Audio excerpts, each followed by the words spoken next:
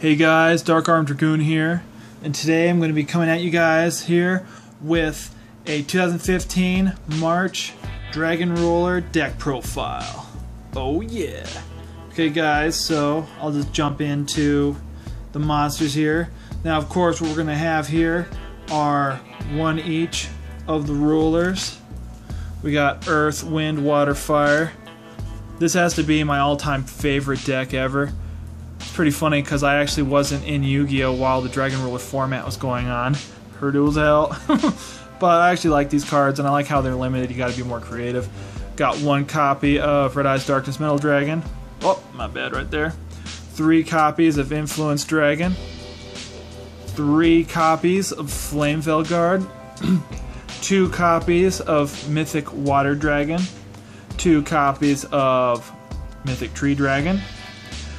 3 copies of Fire Hand, 3 copies of Ice Hand, and 3 copies of Current Bandit. Speeds up the deck a lot. Okay, that's it for the monsters. Now for the spells, we got 3 Dragon Shrine.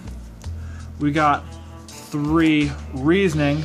I replaced Upstart Goblin with this card because it really helps it's basically Upstart Goblin except you get a free special summon. It speeds the deck along. 3 cards of Consonance. Lots of targets in this deck. And then I chose, instead of having Snatch Steal, Barrel from a Different Dimension, just because it helps this deck along more. Say, Snatch Steal is, it's easier used in more situations, but it's in the side deck, it's in there. I mean, either switch this out for Snatch Steal or keep it, and whichever one ends up in the side deck, either or. And 1 Raigeki. That's it for the spell cards. Now, for the trap cards, we got 3 Call of the Haunted.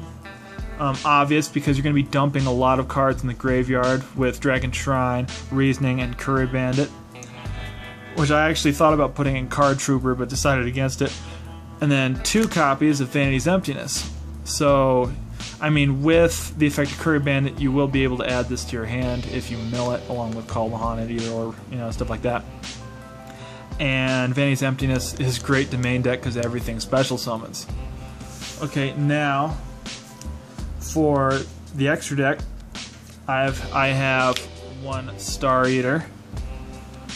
And then I got, for level 10s, I've got Leo, Keeper of Sacred Tree, and you'd be surprised at how many situations, like where your opponent, they don't have anything to stop a monster attack. Oh, my bad. And this guy just can attack 3 times per game. It is pretty awesome. It does happen for me about a third of the time. And he's in there because, you have a little bit of extra deck space, Then for level 8s, I've got Stardust Spark Dragon. Crimson Blader for Cleaves. Actually, if you destroy a monster with this, they cannot normal summon, which is pretty funny. They can still pendulum summon, but I mean, they cannot do their normal summon with this. It is pretty awesome. This guy's new life. And what's funny is that this guy was originally used in Dragon Roller. And then Scrap Dragon, just take out a Cleave Scout, anything of that nature.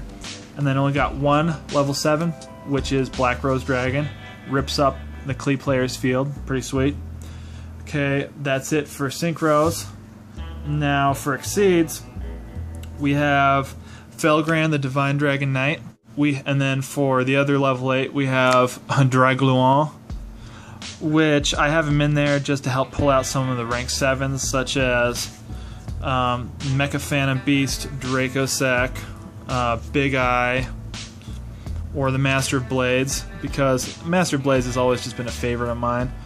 And this deck does do very well against Cleaves and stuff like that. And then for rank 4s, I got a Lavable Chain. The reason why I got a Japanese one is because I'm not going to spend $55 for a card that's probably going to end up being reprinted very soon, I do believe, if it hasn't been already. And then Evil Swarm Exciton Knight and 101. Just great versatile cards.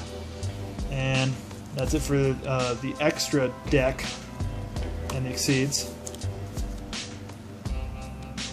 Okay guys, now I'm going to introduce you to a couple combos for this deck. May feel a little campy for some of you people out there because you just don't believe in the Dragon Ruler deck type, but I'll hopefully make you guys into believers with a couple of these. Okay, here's a cool combo you guys can kind of think about. Hopefully help sway you into liking the archetype of Dragon Ruler. This isn't really an archetype, more of an elemental archetype, but anyway. One of the things you can do is basically, say if you have this kind of hand right here. This is really typical. You could easily, these are one of the many hands you can have. You never have a clogged hand with this kind of variant of the deck. You play the Cards of Consonance card. You send Influence Dragon to the graveyard to draw 2 cards.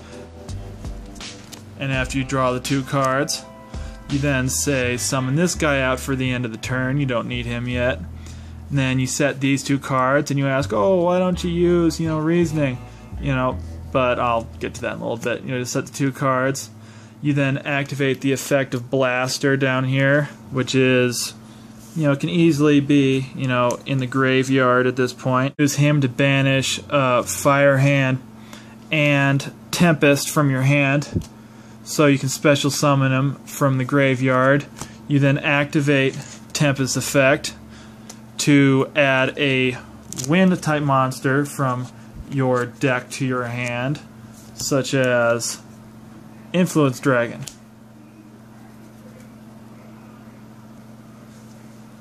You then have Blaster right here. Attack a monster or so, then you end your turn. You send Curry Bandit to the graveyard. You're then able to, after you attack with him or what have you, you send the top 5 cards from your deck to, you basically excavate them. And here you go. Okay, these 5 random cards. You add vanities to your hand, so now you have 2 cards in your hand. You send the rest of these cards to the graveyard. Now you can see that you have plenty of fodder for more Dragon Ruler shenanigans later. But for now, it's left with the Dragon Ruler, then your opponent may blow him up. Let's assume that they do. They attack over you. Oh, and then, these 2 cards, they can stay here or not. That's not integral right now. But anyway, you draw a card. Now you have a total of 5 cards in your hand. You don't need those cards. So now you have these 2 guys in your hand. What you can do is, set this card. But then you can use this reasoning if you want to. But just for the sake of this, you still have the monsters. And you choose not to use your Raigeki necessarily. But anyway, you then activate the effect of Blaster here. Special summon himself out by removing your Fire Hand and your Mythic Water Dragon, for example. He's now out. Now let's say we want to clear our opponent's field with play Raigeki, it blows him up. You don't have to, but anyway, you just need to keep these 2 cards here. You summon out your Influence Dragon. You then send them to the graveyard to special summon Trident Dragon while they have an open field. You then activate his effect. You send these 2 cards to your graveyard, and then you attack, and then you win. And of course, instead of bringing this guy out, you could bring out Leo right here. And even you could have actually kept Tempest and easily been able to do anything. Basically, if you kept Tempest, you'd be able to go into, Dracosac, number 101, number 11, Master of Blades. Those 3 specific cards aren't extremely powerful anymore, but they are really good. Or you can basically attack with both rulers and then bring one of these guys out. It's really consistent that way. You could have actually used Tempest to banish Blaster to bring Flameveil Guard from your deck to your hand. And if you did that, you'd be able to get a Crimson Blader. You'd be able to get, I'd actually say switch this guy out for the normal Stardust Dragon, because you can rip Shadal's a new one, because when Shadal Construct's effect kicks in, basically Stardust will send himself to the graveyard and make that card a paperweight, and then he comes back at the end of the turn, which is pretty awesome. This guy's still good, but not as good as his normal version, I guess. Crimson Blader for Cleese. You could have went into Scrap Dragon. And basically, Black Rose is for when you have, say, water or an ice hand on the field. You summon out Influence, you can bring him out, blow stuff up. Stuff of that nature. You can still bring out, you can get these guys pretty easily. And basically, I'd say the goal of this guy right here, my favorite rank 4 in this deck, is to basically mill for a Dragon Ruler. you know, to bring him out early game if you don't really want to sit on the hands. I'd say when you're down to your last hands, bring this guy out, and it's not too difficult. Okay guys, I hope you enjoyed this short deck profile. I mean, I really like the deck personally. I mean, the dragon rulers are just really cool. Just let me know, you guys, in the comment section below what you think of rulers, whether or not they're relevant to the meta anymore. If you like them, just let me know. Or if you hate them, let me know why they're cool or why they're not that cool, or whether they're casual instead of competitive. I just love to have a little discussion on it. Okay guys, talk to you guys later, and thanks for watching.